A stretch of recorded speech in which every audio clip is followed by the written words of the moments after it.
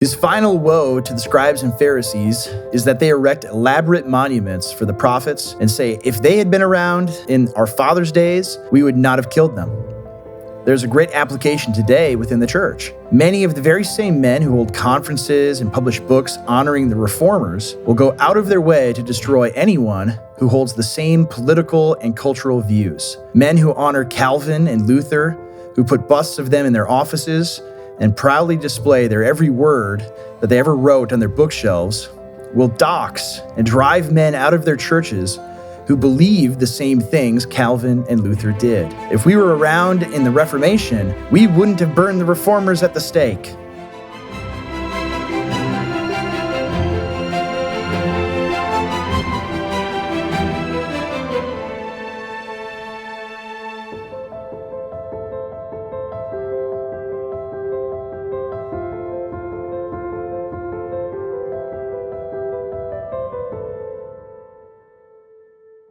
All right, so this, I think, pairs up nicely with one of the chief texts that we will be using from the Gospel of Matthew for this particular episode, which is, what's the text, the reference? The reference is, Matthew chapter 23. It's a parable. Yeah. And it's a parable about killing the Lord's servants, killing the prophets. Or that's 21, yeah. Right, Yeah. and then ultimately, Yeah. the master of the vineyard says, well, surely they'll respect my son. Yeah. And they say, well, no, this is our chance to kill him too and take the inheritance. Yeah, it's going to be ours. Right. And so this idea of, we wouldn't have killed the prophets. Our fathers did that, but we'll build tombs to the prophets. Yeah. But then you killed Jesus. Yeah. And this is the same thing that we see going on today. Like, oh, I love John Knox. No, brother, you would have excommunicated John Knox. Yeah. What did you think about the trumpet blast of John Knox? Right. Exactly. You hate John Knox because you're a feminist, deep down inside. Yeah. Deep down. As somebody said, I found it really funny. He was defining patriarchy, feminism, and then complementarianism. He said, patriarchy is when men lead. Mm-hmm. Feminism is when women lead. And complementarianism is when men lead in all the ways that their wives give them permission to. In other words, if you're complementarian, let's just be honest, you're feminist. And so that's why you mentioned the trumpet blast. Like the modern day Reformed guys who would claim to appreciate male headship and would have despised John Knox and despised Luther and despised all these different things. Yeah.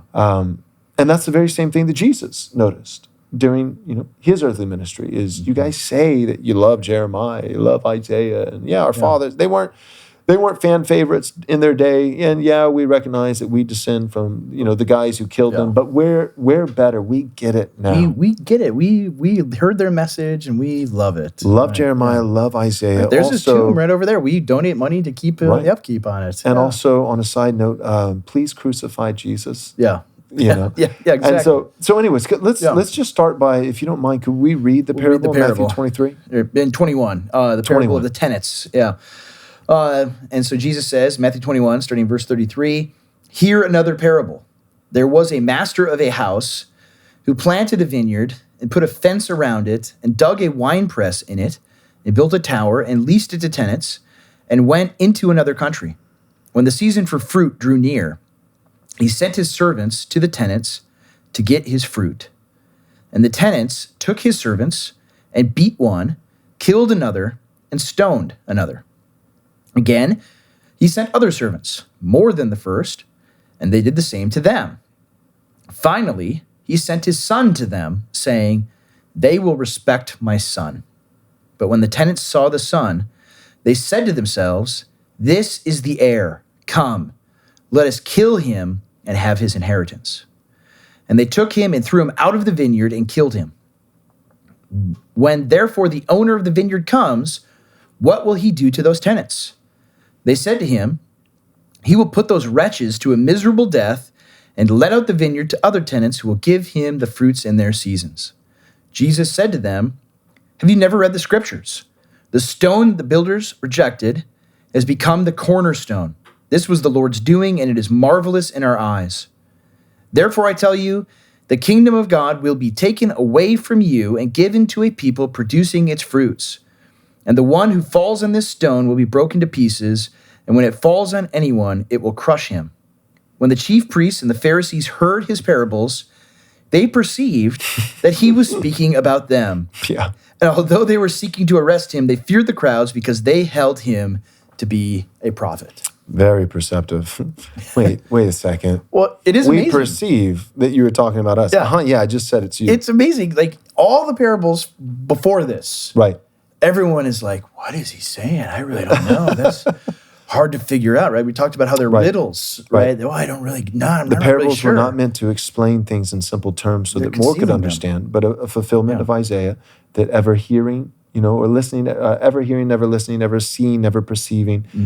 It was to conceal things. It's like the dreams of Joseph, or the dreams that Joseph interpreted, like the Pharaoh's dream and the cupbearer's dream, the butler's dream.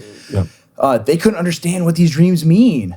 But earlier, Joseph has a dream, and he's telling his brothers about this dream. Well, I saw 11 stars bow down to me, and the sun and the moon bowing down to me. And his brothers and father and mother, they did not need an interpreter to know, oh, that's about us. Right. And we're going to bow down to you? Right. What? And so it's the same manner, right?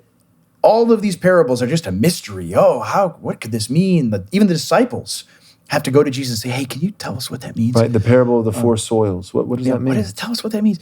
Here, the chief priests and the scribes, and remember, they are in the temple, right? They are in the temple, and Jesus is saying this. He's addressing the Pharisees, they're big, important religious leaders, right? He's addressing the chief priests, right? All of the most important religious officials, really the rulers of Israel, right, in the temple at Passover. So the temple is full of people. There are thousands of people there in public seeing Jesus saying this, right? This isn't in private. This isn't a private conversation. This is him in the temple. And by the way, like what had just occurred, right? All of the people, right, laid down palm branches and their coats and everything as Jesus comes in, and they're hailing him as the legitimate ruler of Israel. The king is here. The son of David is here.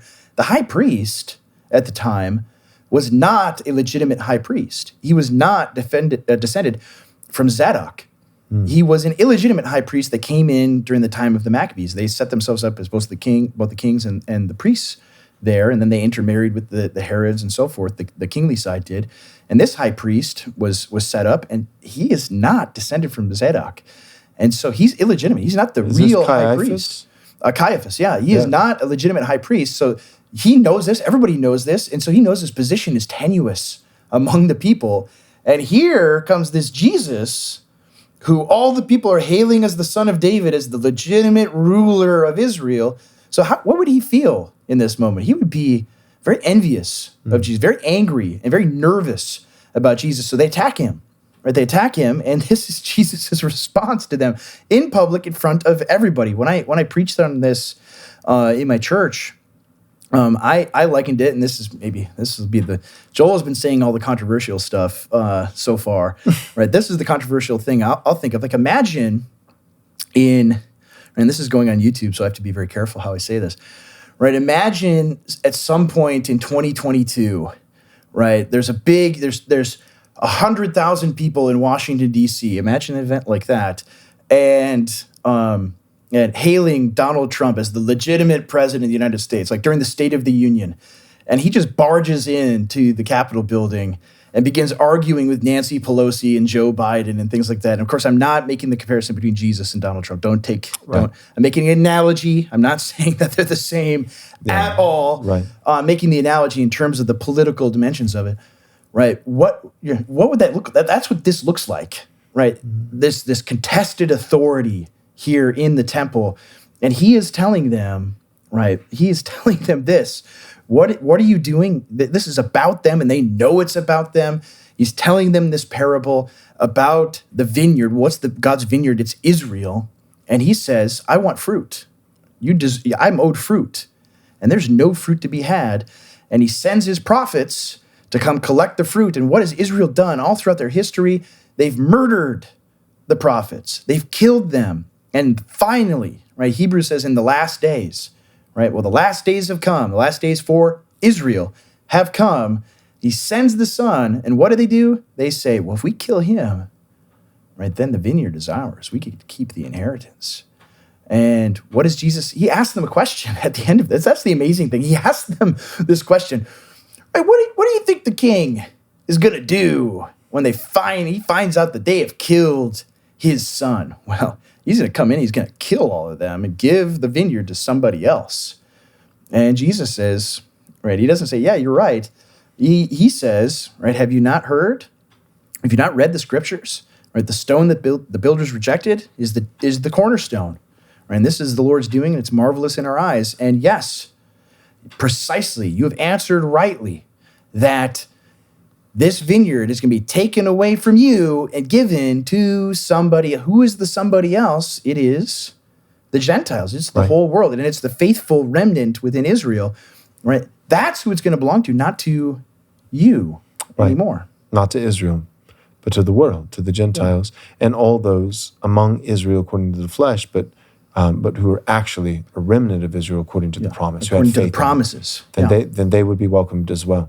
But one of the things that stands out to me about the parable and everything you just explained, so many of our modern evangelicals, if the verse wasn't sitting right there in the Bible, plain for all to see and to read in black and white, and you posed it as a question or some kind of pop, Christian quiz. Yeah, like a little Bible trivia. Yeah. And you said, how does Jesus respond? He gives this illustration, of these servants in a vineyard that, they kill the king's servants that he sends to collect the harvest. Then the king sends his son. They kill the son too.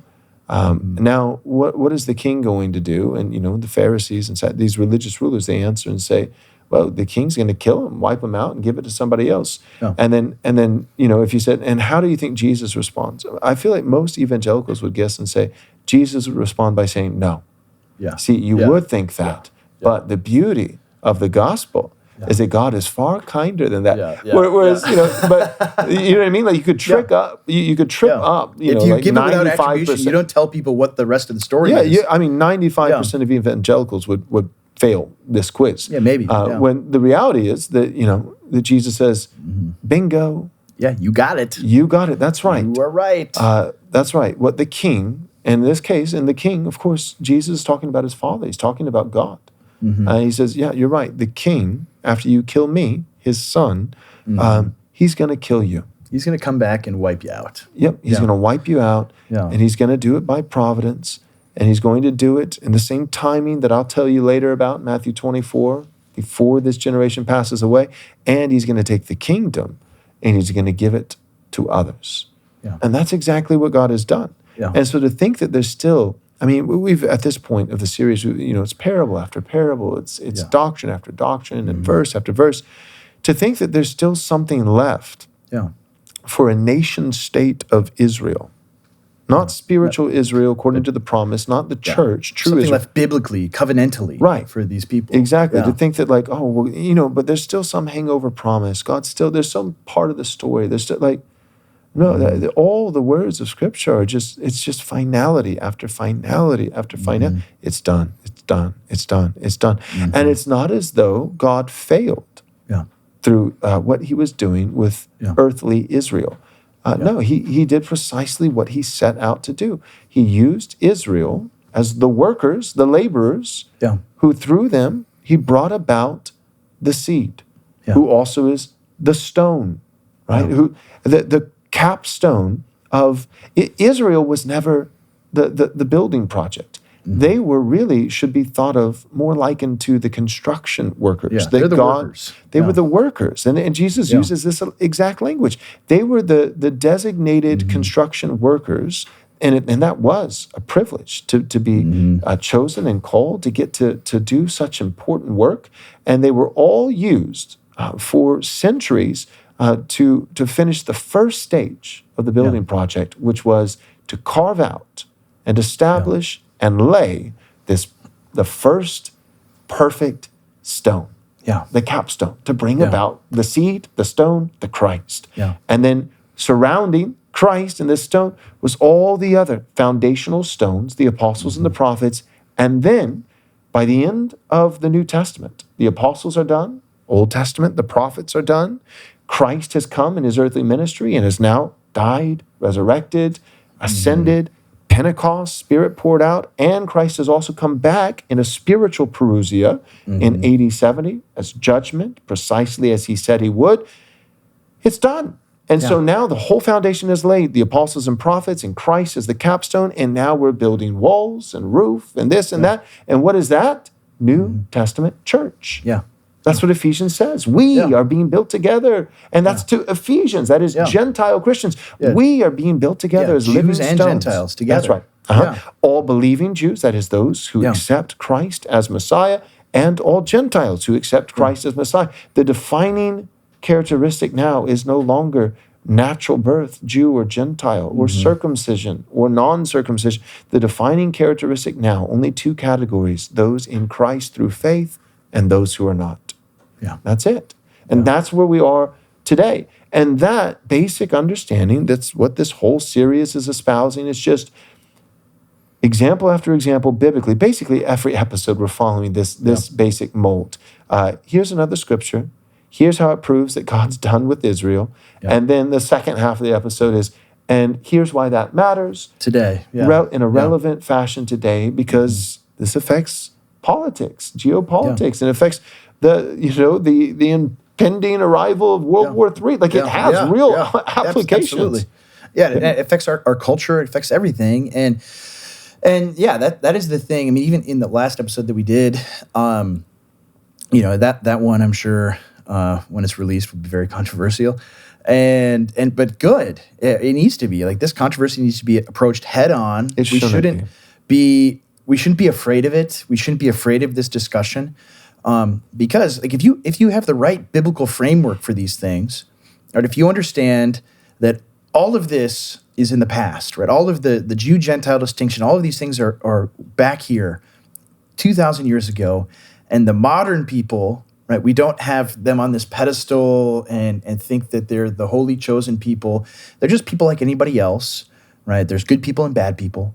But they hold to a religion that is opposed, right? If they do hold to it, that's opposed to Christ, and we have to take account of that, right? We have to just call it as we see it, rather than pretending that something else is going on. That it's so many people are wrapped up in the post-war consensus, and at the conference that we did here in Texas with Stephen and CJ and Paul Gottfried, who is Jewish, by the way, we did this conference, and that we talked a lot about the post-war consensus. This is something that people, right, the people that attack us, like, all these guys do is talk about the post-war consensus, but the way we summarized it, I was telling Stephen Wolf this, like, we were talking like, how do you describe it in like one sentence? And I said, all right, what's the post-war consensus? It's that everybody and everything I don't like is Hitler. Right? Everybody and everything I don't like is Hitler. That's it. And so our entire moral framework is based around 1930 and 1940. And every bad thing is Hitler. Every failure to confront the bad thing is Neville Chamberlain. Saddam Hussein, Hitler. Vladimir Putin, Hitler. Donald Trump, Hitler. Right, that's the only moral framework that we have that is operable. And so if you dispense with that, if you adopt the moral framework of our forefathers and of Christians before the 20th century, right, you can look at these things and say, all right, here's a group of people. They're not Christians, right? Some of them might be very hostile to the Christian faith, right? We have to be wary of them, right? We have to not allow them to have power in our culture and destroy Christian culture, but that also doesn't mean, therefore, that we have to treat them as this existential threat that are enemies. They're just other people that are not like us, right? And our laws will protect them, and that's the way America was. They should be treated fairly, but they don't. They get to ride in the car, and be treated respectfully in the car. But they don't get to drive. It's like having a family, and you have foster children in your family, right? You wouldn't even give your own children the credit card or the family budget, but you're definitely not giving it to the foster child. You're just take the credit card, do whatever you want. No, the Christian religion has to be central. It has to have cultural hegemony. And part of that cultural hegemony is the moral framework that we follow, that marriage is good, family is good, murdering babies is bad, pornography is bad, sexual degeneracy is bad. And we won't allow that to be subverted. Right? That's one of the fruits of secularism. And what secularism isn't just we have religious liberty now, everybody can decide whatever they want. It's to say that there is no religious hegemon, right? There is no religious foundation in a society. It's a free-for-all. And you can understand why Jews as a group would want that, right? Because now Christianity, there's a Christian cultural hegemony. I won't feel like there's this powerful majority group that I'm living as a minority in, right? It makes you feel more comfortable, right? So you can see why, right? When you look through and see, okay, all of these different academics that supported secularism, right? That's why they were. Did you know that they were Jewish? Right. It's like, well, it makes sense why. Yeah, of right. course. You don't want Christianity to be the potent moral force in the society because it's not your team. Yeah. Of course you're not going to co-sign the victory of a team that's not yours. Exactly. Of course, you're going to be rooting for your own team. Yeah, so you can see why they pursued it. But then the Christian just has to be aware of that. Exactly. You have to realize. It doesn't mean you hate them. This person, I don't hate them. I'm not wishing ill for them, but they don't want my team to be robust and strong. Yeah. Because it's not in their interest. Yeah. So what does that mean? Well, it means that I can't make them team captain. Yeah. If they don't want the team to win, I can't put them on the team and much less make them team captain. But that's what Christians do. Yeah, what secularism is Christians end up doing that. Christians are constant, Judeo-Christian, and then the tail actually wags the dog. Precisely. They're like, emphasis on Judeo and, I guess Christian minor, a little Christian. Yeah. And so... Because, what does that do? It is, and Stephen said this in Ogden. Right, Judeo-Christian actually enhances and supports secularism. Yes. Because that's not a real religion. No. That's an amalgam of two opposing religions. And when you say, I believe in the Judeo-Christian God, well, that isn't a God that exists. That God doesn't exist. Right. There isn't a Judeo-Christian God. They don't have a triune God. Jesus is not their God. Right. And so what it does is subverts Christianity, because you can't say Jesus is Lord. Right. You have to say the lowercase g God of the civil religion is Lord. Right. In God we trust is lowercase g in that case. Right. All right. I'm going to be honest with you. This one, it's going behind the paywall. It's not something we typically do. In fact, thus far, every single piece of content that we've produced here at Right Response Ministries has eventually been made available to you for free publicly. This is an exception, though. First 2 episodes will launch publicly. The next 7 episodes will exclusively be available for our members at patreon.com/Right Response Ministries. Why? Well, I'll give you the reason. Because right now, the vast majority of evangelical Christians are not ready for the conversation that we have in these episodes. And frankly, you and I both know that many of those individuals are actually bad faith actors who will seek to slice it up, take us out of context, put it out there for the World Wide Web in order to discredit this ministry and see to it that we're canceled. And honestly, I'm not willing to let that happen. What conversation am I even talking about? I'm talking about a 9-part series between myself and Pastor Andrew Isker on Israel. The history, the scripture, the whole big shebang. Check it out at patreon.com/Right Response Ministries. You can get every single episode available now, all of it ad-free. And here's a couple clips just to whet your appetite.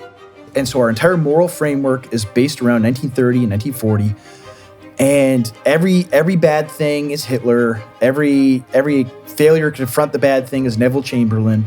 And Saddam Hussein, Hitler.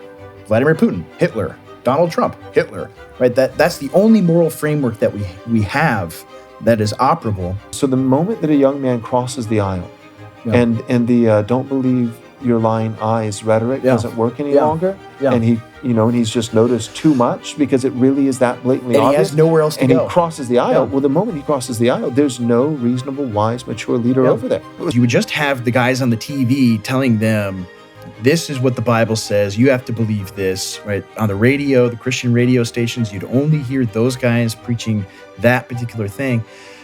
When that is actually, when you look at all of church history, that's the minority view, tiny minority view.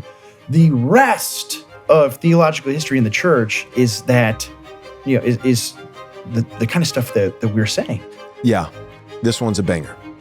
Again, go to patreon.com/Right Response Ministries to get all 9 parts ad-free right now, available today.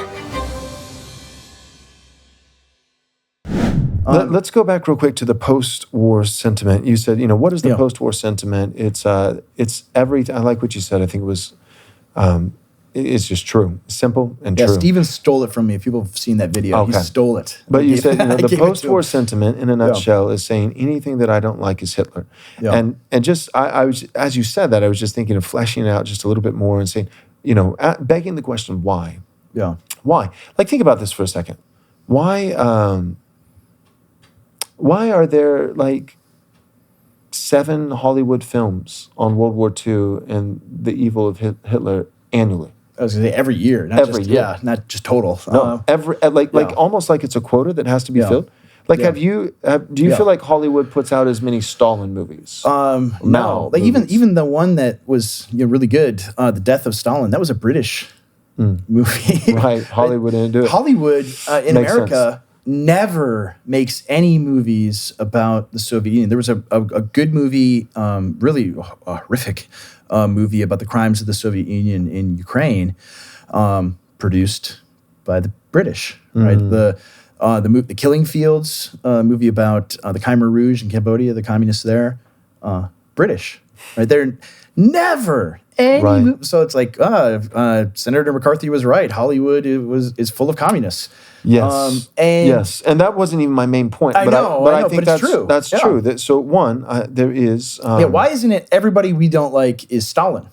Right. Exactly. Right. But why Hitler specifically? Yeah. And so one, it's because, and people begin, naturally, modern, Americans think that way. They, they think, don't be Hitler. Yeah, he was bad. I heard, I have it on good authority. Hitler drank water. Don't drink water. Right. Anything. I don't want any similarity, any tie to Hitler. And I've thought about that, and I've thought okay, so we have been very indoctrinated into the evils of Hitler, and so I want to break this down a little bit. One, I think because a big thing that shapes Americans is entertainment and media. Yeah. And entertainment and media has a very disproportional, representation of Jews who really, for decent reason, don't like Hitler. Makes sense. Yeah, I can see why. So that's part of it. That makes sense. But let's just quickly move past that, because I think that's not my big point. Is not to say that Hollywood is owned by the Jews and blah blah blah. That's really not my big point. It's not. We can save it for another episode. There's a lot of truth in it, But anyways, that's not my main point. My main point is to say the post-war sentiment, aka everything I don't like is Hitler. Okay, but why Hitler and not Stalin? Or why? Because Hitler historically is the bad guy on the right. Mm-hmm. See, that's the issue. So just just a spoiler alert here. Totalitarian, authoritarian on the right. Just so that everyone can lean back in their chair and not freak out and feel at ease. This is not going to be, neither Andrew or I are Hitler apologists. So this is not going to be Adolf Hitler's The Last Christian Prince episode. We're not doing that. I believe the more I hear about that guy, the more I don't care for him. Right. I think that Hitler was a bad guy. Andrew thinks that Hitler was a bad guy. But here's the point, and it does matter. We both think that he was a bad guy, but we don't think that he was the worst bad guy. Or the only bad guy. Or the only bad guy. And yet, since 1945, you would think so. If aliens had been monitoring the planet, for the last, 80 years. Right, and there's only one bad person that ever existed in history. If they were looking from the outside in and watching, the media and watching entertainment, every film made and every, museum and every historical lesson taught in schools, they would think that all of human history, they have only had one nemesis, Adolf Hitler. You know, only one true nemesis. I remember being a child or a teenager in junior high school, and you know, when you're 12 or 13 years old, like you get obsessed with World War II. Like Joel here, I don't know if the camera can see it. Like he has this Time Life series of World War II. I had the same one when I was a kid. I read every single one of those books. I was just, I was obsessed and reading, biographies of Patton and Douglas MacArthur and things like that. And I remember discovering... Is Patton the one who said we fought on the wrong side? We defeated the wrong enemy or something like that. And then mysteriously ended up dead shortly thereafter. And with that, if my memory serves me, he said, I'm convinced that we fought for the wrong side. But then beyond that, he said, I fear that because of that and the outcome of the war, that in 50 years' time, that Americans, that the nation would be degenerate. Yeah, would be destroyed. But destroyed from the inside out in terms of morals. Yeah, and what he wanted was virtues. All right, take all of these surrendered German units, rearm them, and send them east. Right, that was it. We need to fight the Soviets. Right, the Bolsheviks. And I remember discovering that as a child, and just discovering the fact that Stalin, this guy who we're allied to, killed tens of millions of people. Right. And we had a year-long class in junior high about the Holocaust. I had to read that in my just side reading because I was a nerd. Right, because you weren't taught that in school. And I was like, whoa, we were on the side of another bad guy. Why am I not told about this? There were two bad guys. This is crazy. Right. There were two bad guys and we picked one. Right. Whoa. And the idea, the crimes of the Soviet Union are so barbaric and so evil, and no one has any idea about them at all. And many Americans, because of the post-war indoctrination, think this was the Great Holy Crusade. But what did we end up doing? We gave half of Europe to this horrible dictator who murdered millions of people. Right. And we were the good guys in that. Of course, I think of that, and I think, actually, the 20th century is way more complex. It's not this black and white struggle. It's a lot of black and black, actually. Right. And so when the 20th century becomes much more complex, and the complexity isn't that, maybe one side maybe we were on the bad side and that's the good side, but rather. But you don't have to do that. You don't exactly. You don't have to, and you don't have to say Stalin was bad and therefore Hitler was the last Christian prince. Yeah. You don't have to do that. You don't have to do that either. No. Right. You can say, no, Hitler was bad in his complex. own right. It's complex. Yeah. Hitler was bad in his own right, and so was Stalin. And Churchill, not on equal terms. I'm not saying that by any stretch. I'm not. It'll be a whole episode to talk about Churchill. I know. I'm not. So I'm not saying he's as bad as Hitler or as bad as Stalin. But Churchill had some major problems, some major virtues, and some major problems. Yeah. He was a bit of a warmonger. Yeah. And his involvement, kind of like a pit bull that just grabs something and won't let go, was not particularly helpful in hindsight. No. And so, all that being said, my point is the post-war sentiment. What is it? It is everything I don't like is Hitler. And then what I'm asking is one step further. Why Hitler? It's because Hitler is the bad guy on the right. Mm-hmm. And what we need, I think, in combating the spirit of the age, the zeitgeist, the globo homo, that we're currently under this progressive, liberal, transient There's bad guys on the right and the left. Right. Well, what we need to do is, one of the things, there's a lot that we need to do. We need to preach Christ and Him crucified and see a great many people born again. But there's a lot of things we need to do. We need to run for local office and win and legislate righteous laws. But another thing that we need to do is understand history. And we need to understand that regardless of what side we were in on the war, I think one thing that we should all be able to agree with is that America and the West at large, in terms of the populace, our people, and our virtues and our values, it has not improved since 1945. No. We've become far more immoral. Yeah. Yeah, since 1945 is when degenerate. Secularism begins to take off. Right? When we are no longer exclusively and particularly Christian. Also when the term Judeo-Christian takes off. And now we are secular, and there is no exclusive Christianity that's the cultural hegemon. Now it's just because all if there religions was, are equally valid. That would be like Hitler. Exactly. Like Matt Walsh talked about, or was it Matt Walsh? Maybe I don't want to misspeak. one of those conservative, I think it was him, talked about, Weimar Germany and the transgender clinics and the books and all of these things, and implied that it was a Nazi, right? When the reality is, like, the books that were being burned, like, were the transgender and pro-homosexual and all of those books, right? And it's like, no, man, you got it completely wrong. And who put those books out? Yeah, I know, and so the point, overreaction, sure. Atrocities, sin, evil things. The point, but what people are trying to do today on the left is they're trying to say, well, you can't. They're saying you can't have a country, you can't have values, you can't have family, you can't have tradition, you can't have religion, because the second you have Hitler those things, stood for all those things. Right. The second you have things, then boom, you have Hitler. Yes, right? Yeah. And that's the whole point. When we say the post-war sentiment, the first time I heard the term was Reno reading The Strong Gods. And his whole point in that book was saying there are weak gods and strong gods. The weak gods are universalism, globalism, versus and then whereas nationalism would be a strong god. Progressivism and versus like religion, tradition. Atomized individualism versus families. And he just kind of goes through all these feminism versus and egalitarianism versus patriarchy and father rule. And so he just goes kind of like, side by side comparison of here are the weak gods, here are the strong gods. And when you look at it like that, that's when you realize why Hitler must be engraved for all time as the worst bad guy. Because although there were abuses and although he really was a bad guy, he was one of the few bad guys on the right. On the right.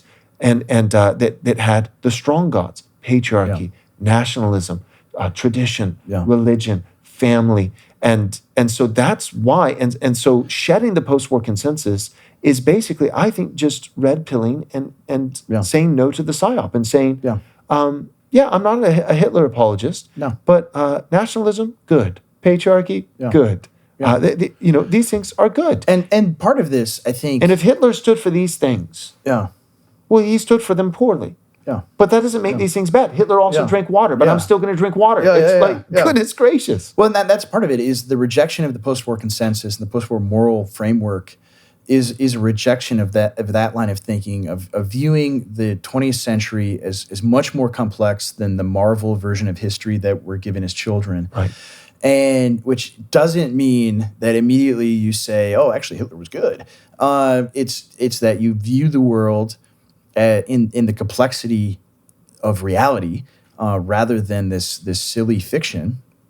And on top of that, right, you're able to say, you call me this, and I think it's kind of played out, right? Because Trump has been called Hitler for 8 years, and he's not, right? Like he has, not even close. Right? Like the joke from he has Jewish grandchildren, right? He's not Hitler, and so people hear that. I mean, it's just like the term racist, right? You get called that enough, and it just falls on deaf ears. Eventually, it loses its power, and I think the power of the post-war consensus and moral framing is dying off, where people are seeing, right, well, if I oppose transgenderism and homosexuality and abortion and no-fault divorce and pornography and all of these things. And giving billions of dollars to other countries. Yeah, if I want to stand for my own country, I don't want my country invaded by tens of millions of borders. Foreign people, right? I want a distinct people as my country.